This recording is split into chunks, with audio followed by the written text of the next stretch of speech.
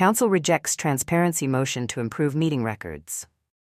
Article 166. Motion for full minutes derailed by drama. At the Snowy Monaro Regional Council meeting held on the 3rd of April 2025, a legally grounded motion to improve the quality of council meeting records was narrowly defeated, once again revealing the dysfunction and obstructionist tendencies of the Gang Councillors.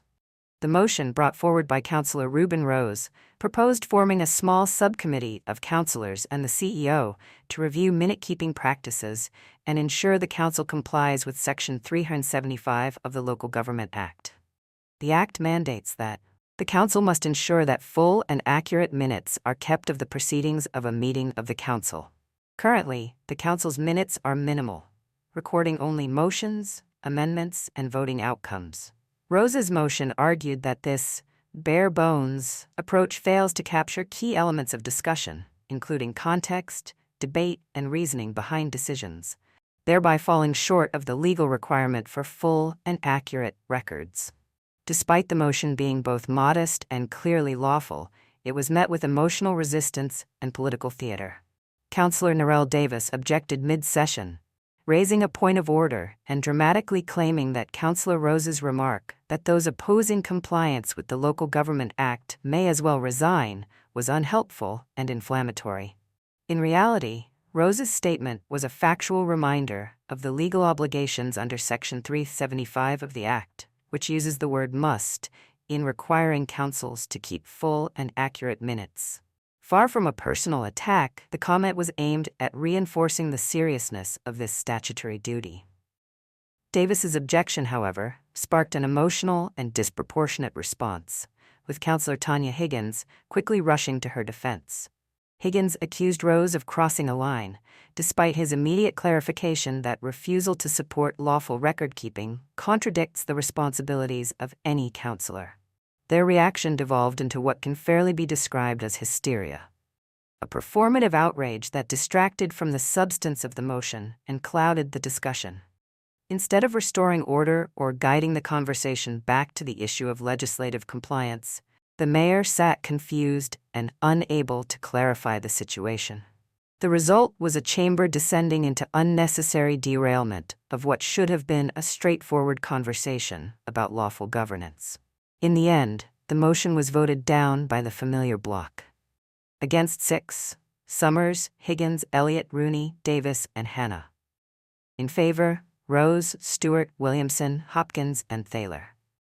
While the motion ultimately failed, it was notable and commendable to see Councillor Hopkins cross the floor and vote in favor of this transparency initiative. The result sends a concerning message that the Gang Councillors would rather obstruct good governance than support even the most basic improvements to transparency. Rose's proposal did not seek sweeping reform, only a chance to lawfully assess and improve internal processes. It's yet another example of accountability being sidelined in Snowy Monaro, where lawful reform is treated as a threat, and council integrity suffers under the weight of ego and partisanship. The council must ensure full and accurate minutes are kept. There's no doubt that while they're accurate, they're not full. No one could even attempt to say, and Councillor Williamson's right, the meaning of the definition of minutes is actually very prescribed, but a webcast is only a recent phenomenon, and it only has to be required for a year, and it can be edited. So the issue here is simply to actually ask that a subcommittee of councillors is formed, and that consists of the CEO and 2 councillors. This is not a big job. We can come back and report back to council. So there's no reason to vote against this meeting, this story, unless you're against the whole of the Local Government Act, under which case you should resign. Thanks, Mr. Mayor. Point of order. Point of order. And that is that we should have an orderly meeting, and that attendees and councillors behave in a way that contributes to the orderly conduct of the meeting.